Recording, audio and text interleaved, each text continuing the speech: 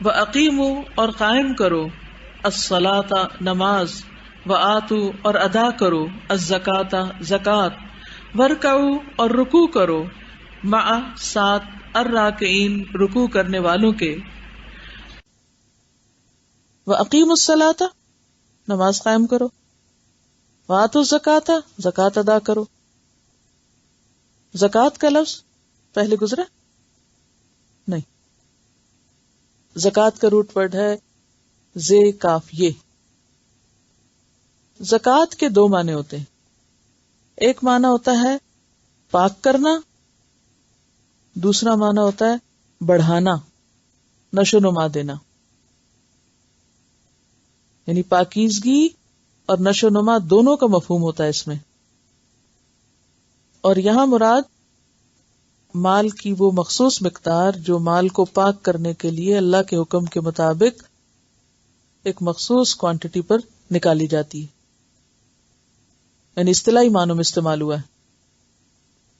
ورکعوا اور رکوع کرو، رکع کا مطلب ہوتا ہے جھک جانا، تواضع ظاہر کرنا، عاجزی کا اظہار کرنا، یعنی جب آپ جھکتے ہیں تو اس کا مطلب ہے کہ آپ اپنے آپ کو کیا ظاہر کر رہے ہیں کہ آپ بہت ہمبل ہیں، عاجز ہیں، ٹھیک ہے۔ اور یہاں اصطلاحی معنی ہے، یاد رکھیے اس آیت میں صلاۃ، زکوٰۃ، رکوع سب کس معنی میں استعمال ہو رہے ہیں؟ اصطلاحی معنی میں، یعنی خاص فارم یا شیپ کے ساتھ جو عبادت ہے وہ مطلوب ہے۔ رکوع کرو، رکوع کرنے والوں کے ساتھ، اس کا یہ مطلب نہیں کہ آپ بس مسکین بندے نظر آؤ، یعنی جو نماز با جماعت ہے اس کی طرف اشارہ کیا جا رہا ہے، یعنی اکٹھے نماز پڑھو۔ رکوع کرنے والوں کے ساتھ رکوع کرو یعنی با جماعت نماز پڑھو۔ وَأَقِیمُوا الصَّلَاةَ نماز قائم کرو، کیونکہ نماز دین و دنیا کی ساری بھلائیوں کی کنجی ہے، جنت کی بھی یہ کنجی ہے۔ نماز قائم کرو۔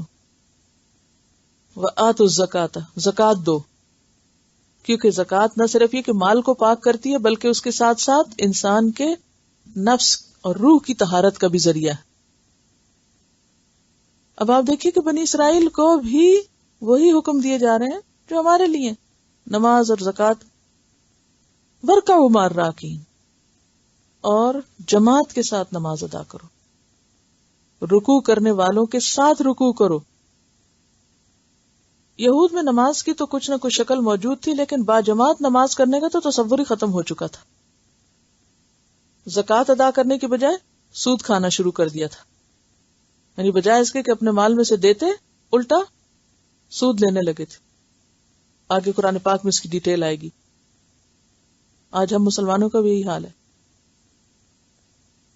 حضرت عبداللہ بن عمر کہتے ہیں کہ رسول اللہ صلی اللہ علیہ وسلم نے فرمایا، جماعت کی نماز اکیلے شخص کی نماز سے 27 گنا زیادہ فضیلت رکھتی ہے۔ پھر اسی طرح جو لوگ جماعت سے نہ پڑھیں نماز تو اس کے بارے میں بہت سخت حدیث آتی ہے بخاری میں۔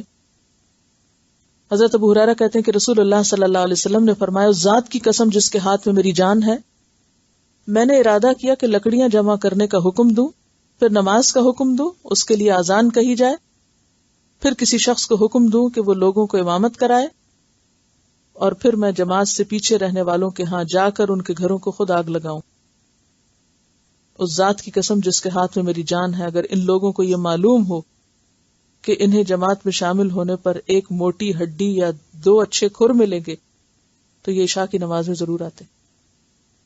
یعنی اگر انہیں یہ پتا چل جائے کہ مسجد جائیں تو وہاں سے واپسی پر ایک موٹی ہڈی یعنی ایک دن کے کھانا پکانے کے لیے گوشت، یا اور کچھ نہیں تو 2 اچھے کھر ہی مل جائیں گے، تو یہ ضرور مسجد جائیں، کیونکہ وہاں سے کھانے پینے کا سامان بھی لے آئیں گے، تو ضرور جائیں۔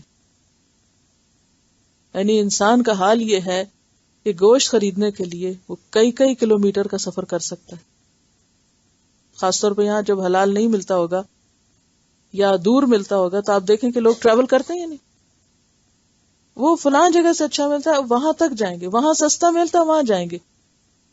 اور اگر نماز پڑھنے کے لیے جانا ہو جماعت سے تو عموماً مردوں کا حال کیا، گھر ہی پڑھ لیتے ہیں۔ اچھے بھلوں کا یہی حال ہے۔